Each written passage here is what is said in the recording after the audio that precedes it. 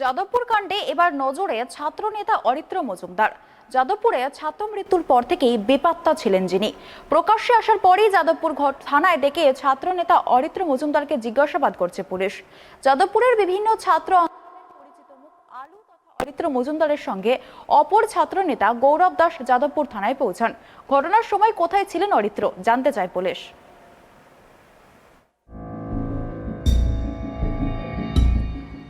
এবার পুলিশের তলবে যাদবপুর থানায় গেলেন যাদবপুর বিশ্ববিদ্যালয়ের সিভিল ইঞ্জিনিয়ারিং এর গবেষণারত পড়ুয়া অরিত্র মজুমদার।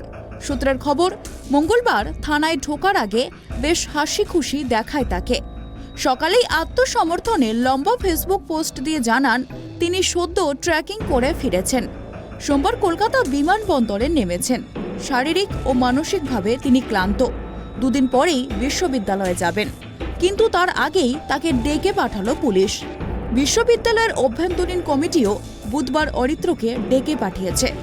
অন্যদিকে যাদবপুরে প্রথম বর্ষের ছাত্র মৃত্যুর ঘটনায় আরও এক ছাত্রকে ডেকে পাঠায় যাদবপুর থানার পুলিশ।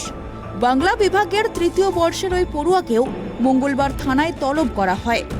সন্ধ্যায় যাদবপুর থানায় যান ছাত্র মৃত্যুতে সন্দেহভাজন অরিত্র ওরফে আলু।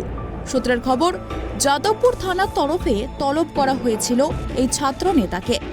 যাদবপুর থানায় ঢোকার আগে অরিত্র বলেন, আপাতত যাই, কথা বলে আসি।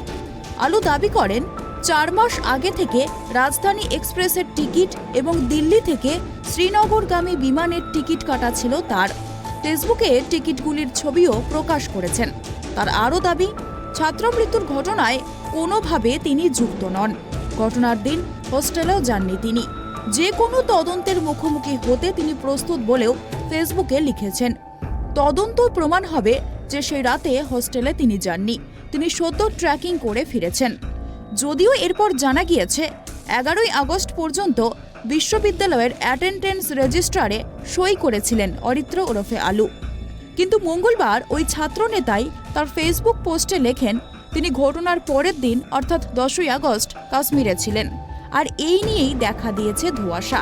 এই ফেসবুক পোস্ট নিয়েও তীব্র বিতর্ক তৈরি হয়েছে। এর কয়েক ঘন্টার মধ্যেই পুলিশি তলবে যাদবপুর থানার দ্বারস্থ হলেন অরিত্র মজুমদার। যাদবপুর বিশ্ববিদ্যালয়ের সিভিল ইঞ্জিনিয়ারিং ডিপার্টমেন্টে গবেষণা করছেন অরিত্র মজুমদার নামে ওই ছাত্র। তারই ডাকনাম আলু। বিশ্ববিদ্যালয়ের প্রথম বর্ষের ছাত্রের মৃত্যুর ঘটনায় তার যোগ রয়েছে বলেও অভিযোগ উঠেছে। এছাড়াও ভাইরাল হওয়া একটি চ্যাটে নাম উঠে এসেছে অরিত্রর। সেই কারণে এবার অরিত্রকে ডেকে পাঠিয়ে তাকে বিশদে জিজ্ঞাসাবাদ করা হয়। Bureau report, tribe TV.